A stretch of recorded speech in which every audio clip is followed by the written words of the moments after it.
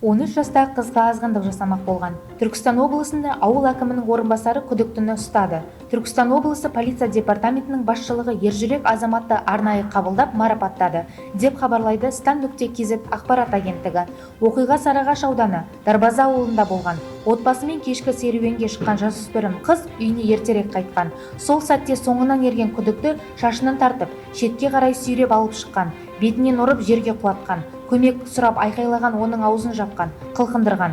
Сол тұстан әйелмен бірге өтіп бара жатқан Сүйіндік Сейітжаппарұлы қыздың дауысын естіп бірден көмекке ұмтылған. Жүгіріп келе жатқанымды көрген күдікті қаша жөнелді. Қыздан мән-жайды сұрап білген соң бірден соңынан қудым. Кейін қуып жетіп оны полицияға тапсырдым. Менің орнымда басқа біреу болса да осылай көмектесер еді. Бұл менің азаматтық борышым деп білдім. Ең бастысы қыздың жағдайы жақсы, дейді Сүйіндік Сейітжаппарұлы.